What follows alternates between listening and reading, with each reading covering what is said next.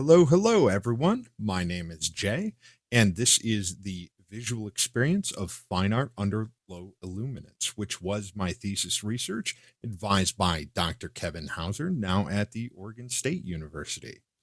So, what you see on this slide alongside me are the paintings we utilize throughout these studies. In the far corner is a modern reproduction of a 1600s Dutch painter, Johann Vermeer, and adjacent to me are a pair of paintings painted by my father to experimental specifications so we could represent all of the hues, especially red hues. Why was this needed? In a term, the Hunt effect. At conservation light levels typically found in museums, colors can become less saturated.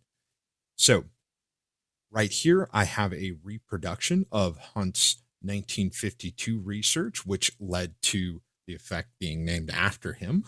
And specifically, what we see here are a series of 5 colors that were matched under a series of 6 different adapting luminance levels. The white ring is connecting the matches made at 100 candela per foot squared, whereas when you move inward towards the black ring at the center, what you're seeing is matches made at 7 thousandths of a candela per foot squared.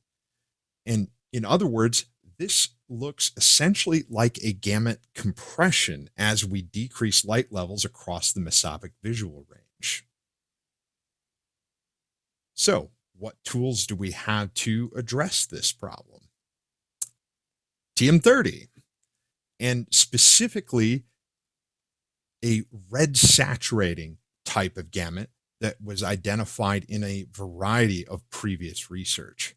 So let's take a look at this gamut family that we use throughout the study.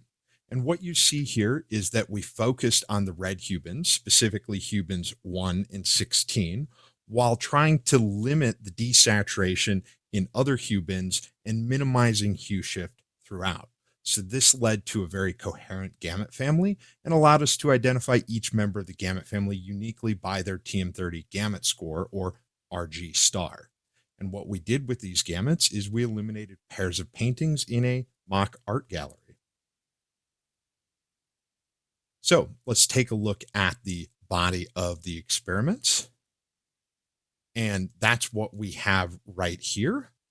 So there were a pair of studies conducted in series. The first was the gamut-tint study, where we varied that red saturating gamut family across a range of tints above and below the black body locus.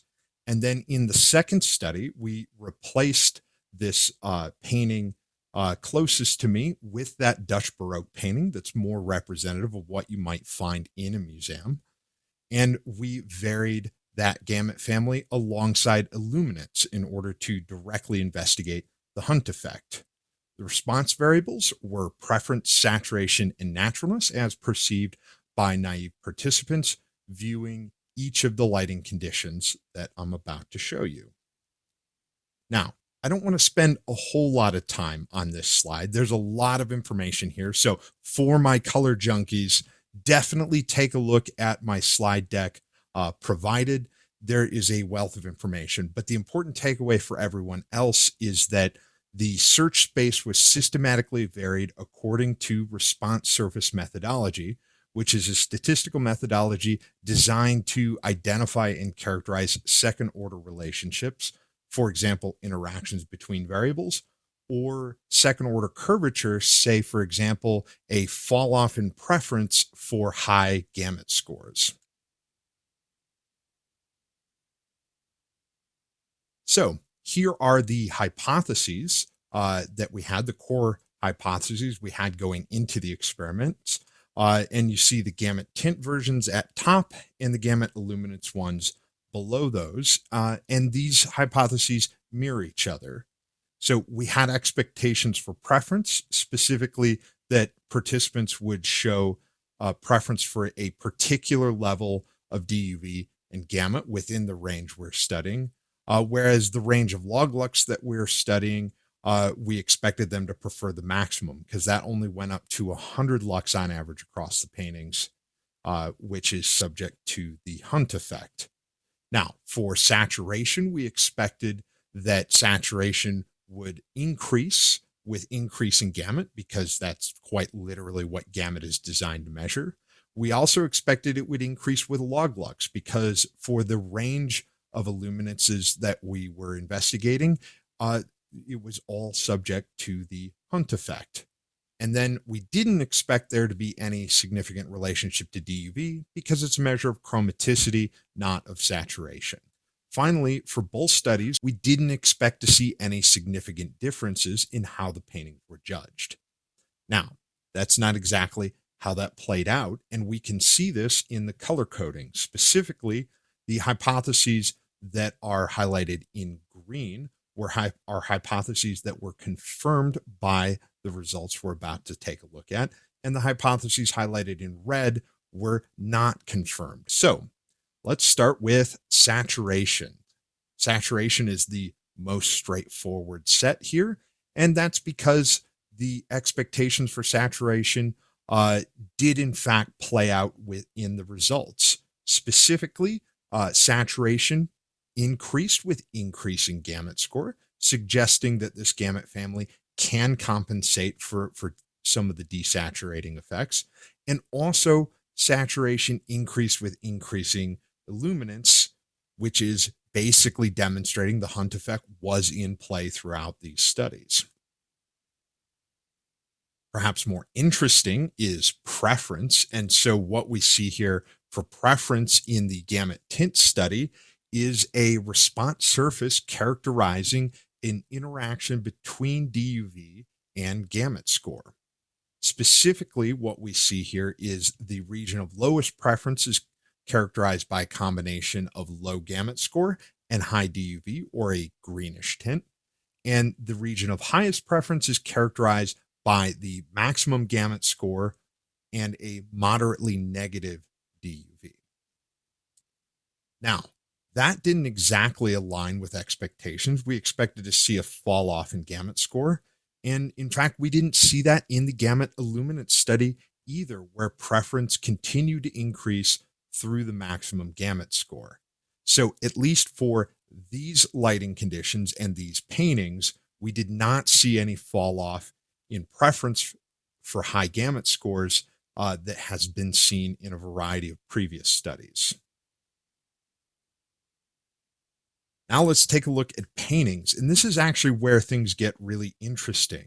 So for the gamut-tint study, where we had two relatively abstract high saturation paintings, there were no significant differences in any of the variables or any of the responses.